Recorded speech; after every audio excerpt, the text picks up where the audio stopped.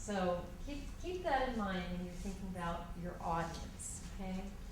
And then how does your goals align?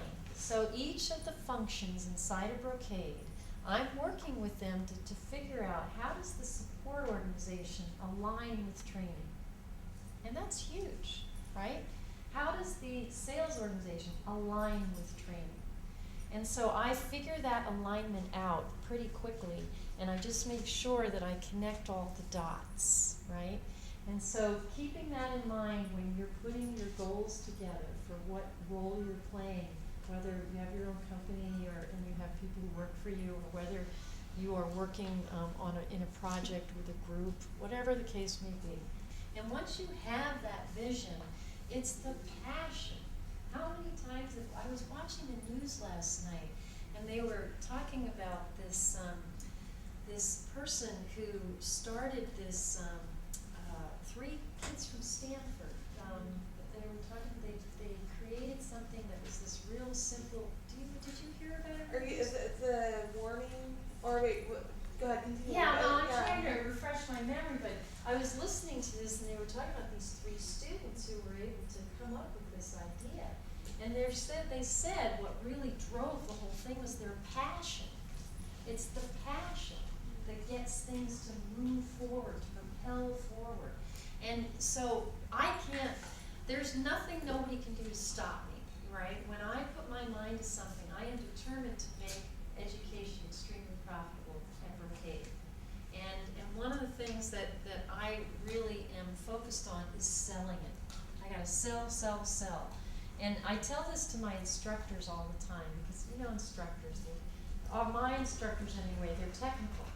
And they don't like to be in front of the room, in front of the customers, and act like salespeople. It's like, no, I'm not going to be a salesperson. And I said, you know what? We're all salespeople. We have to sell ourselves at work, with our spouse, with our kids, no matter what. We sell all the time. So everyone needs to be a salesperson. And so that's what, I'm going to get some posters made, education drives sales, all this kind of stuff. I'm going to be selling education inside of Brocade everywhere. So the one thing that I want to just really emphasize here is to not, so often, you join a company, whether it's big or small or whatever, you're going to come across obstacles. And I've come across quite a few. And so I have to really deal with someone saying no. It's like being in sales, right? When people are saying no, no, no, no, no. And I don't tell too many people this, and this is on video, so I don't know if I should be saying this, but what the heck. When I first came to California, I thought, my gosh, I need a job, right? So I've got to figure out how to put myself through school. So I decided that I was going to sell cars. So I was the first woman car salesman at Oak Tree Mazda on Stevens Creek Boulevard. And it was really an interesting experience for me, because you talk about being in an awkward situation where there's men everywhere and you're the only woman salesman.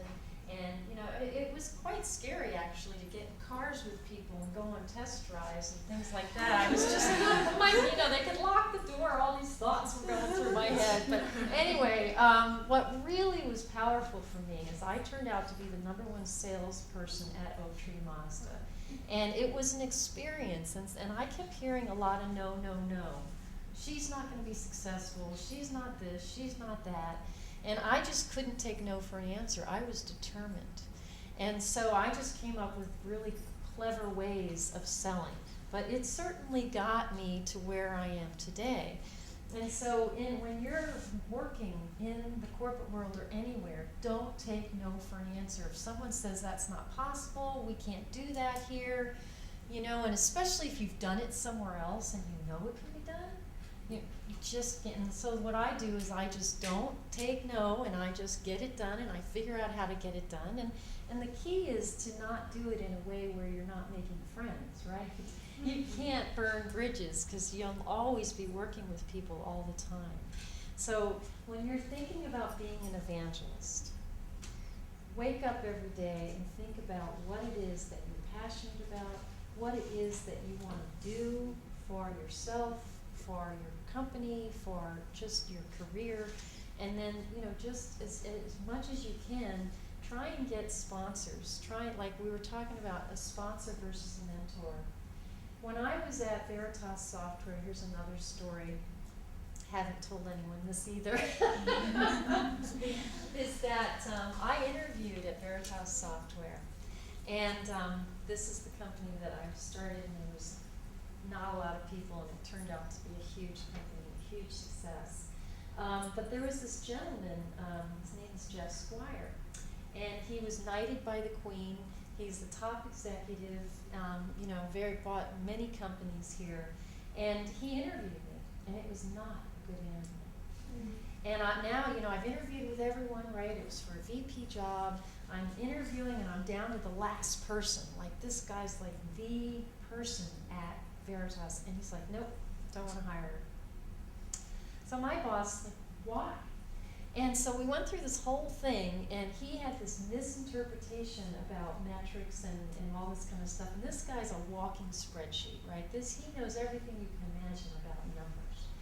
And so I ended up meeting with him again. Obviously, I got hired. It was all good. But guess who became my mentor? Him. He, to this day, he comes to the States all the time, and I meet with him every 3 months. And he is my mentor. And I learned so much from him. And so he's taught me so much about the business. He teaches me about, you know, what it's like to be around the world. And so those are the kind of people that you say to yourself, you know, reach out to people that you would never think that could be your mentor. When I went to him and said, would you be my mentor? I thought he was going to laugh at me. But he didn't. He embraced me. He became a sponsor. Every company he goes to, he calls me and wants me to come work at that company. So it is just a tremendous experience. So when you're working in a company and you look around and you think, you know, what are the things that you really, really respect and like about that person, and you or maybe don't have those skills, those are the people you want to be with. Those are the people that you want to be vulnerable with and say, look, teach me how to do that. And when you learn it, he's taught me how to be a walking spreadsheet. I mean, that's why I am where I am today, is because of him. Because he taught me how to run a business. He taught me how to do a top-down, bottom-up of running a business. And I know this stuff in my sleep now. But it took a lot. I mean, he beat me up a lot. I mean, he was employee number 8 at Oracle. So this guy is top-notch. But it was a humbling experience. So I encourage all of you to find people that you really respect, like the Guy Kawasaki's of the world, and reach out to them and ask them to be your mentor. And the whole concept about sponsorship, that's something that I'm doing at Brocade. I'm reaching out to executives who I really admire for what they've done and where they've come from. And I'm asking them to work with me and to teach me. Because even though I've been doing this for a long time, there's always room for us to grow. And when you're moving into different, right now I'm in a whole different world in terms of being in software, and now I'm back in hardware. And the whole concept of networking, I've got a lot to learn. So I would encourage all of you to take that very seriously and to figure out, you know, find people that you really want to connect with. And the other thing that I've done that I found very, very powerful is that there are organizations out there. There's one in particular called SEDMA, which stands for Computer Education Management Association. And this is an organization that consists of 7 companies around the world. And all of these people who are in this organization are education leaders, okay?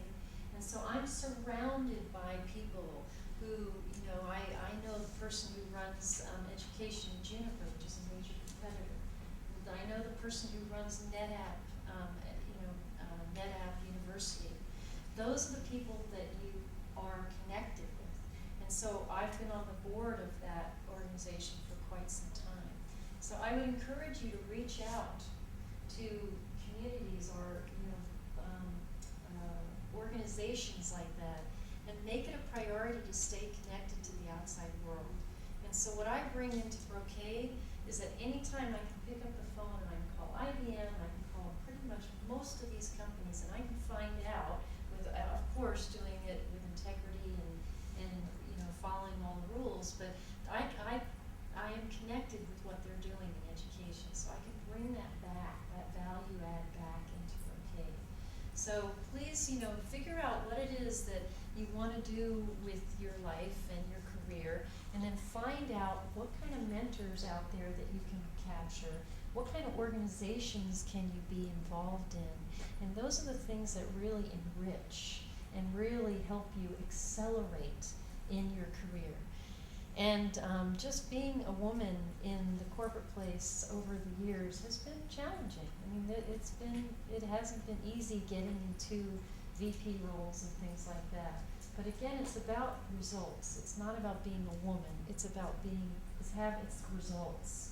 And that's what I think really matters, is making sure that you can deliver. And so I've shared a lot of personal stories, probably more than I should, but I hope that it's given you some sense of the challenges that I've had. And my business cards are up here. And, again, I welcome any kind of mentoring and any kind of way that we can stay connected. Was this valuable? Yeah. Good. That makes me feel better. So again, here are my business cards. If anyone wants to connect with me, please feel free, and I wish you all the success. And, Thank you so much.